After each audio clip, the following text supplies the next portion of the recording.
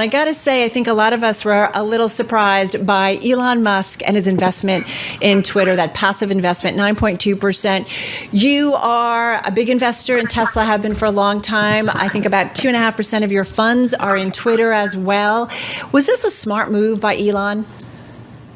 Well, I do think for the moment it's passive, but he's certainly making a statement, and it's a statement about censorship. He doesn't agree with censorship for a smooth functioning democracy, as he has tweeted, I believe. And so I think he's sending a strong signal to the new CEO. And I also know there's some controversy about why Jack left, having to do with this new CEO. So a few messages there. Have you talked to Elon at all about it? No, I have not. Okay. And would you be buying either more Tesla or Twitter on the news? And let's throw on Tesla also having this record first quarter. Is this a catalyst to buy more of these shares in your view? On Tesla, we post our trades at the end of every day. So many will know that it is the largest position in our flagship portfolio and in most of the portfolios where we hold it. But we have been selling recently because of how well it has done relative to the rest of the stocks in our portfolio. So it has levitated relative.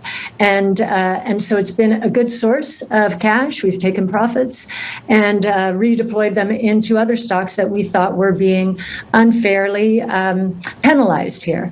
And I think one of the reasons for that is Tesla's in the indexes, the broad-based indices, and most of our other stocks are not. And that's a big problem out there in terms of the way capital is being allocated these days in the public equity markets. Kathy, how much would Tesla have to fall for you to start buying again?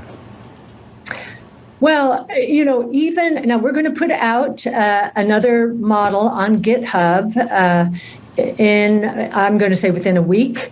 Our last one is from about a year ago, and you'll see from that model that our price expectation at that time was $3,000. So there's still a lot of running room ahead for Tesla.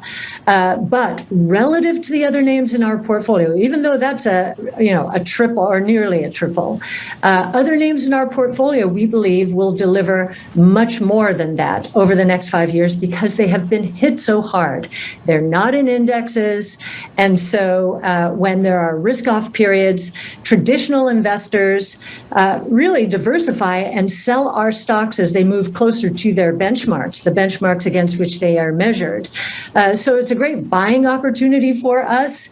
I will say I can't believe how long that buying opportunity lasted from February of a year ago to a few weeks ago. But we think the concentration of our portfolios towards our highest conviction names will pay off. As for Twitter, well, it's having a beautiful day today.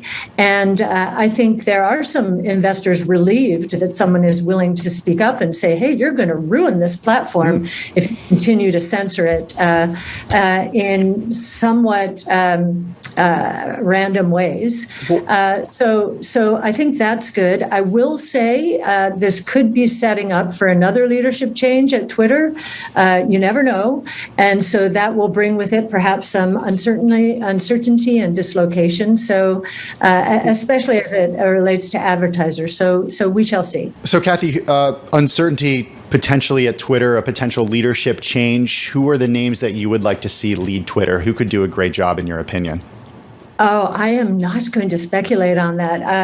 And to be honest, we haven't thought about it that carefully. There are names flying around, but I wouldn't want to throw out anything there unless we felt very strongly.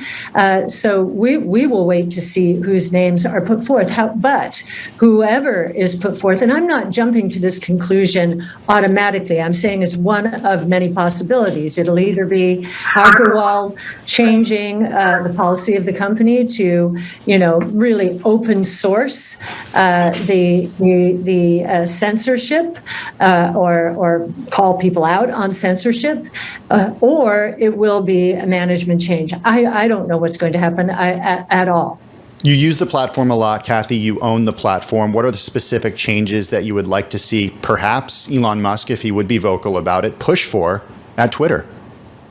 Well, I think he's already pushing for it. He's been pretty vocal, talking about censorship not being good for the platform, which is, really the world's platform, sort of engagement platform. And yes, we do use it liberally. We have not been banished yet, but you never know. You never know.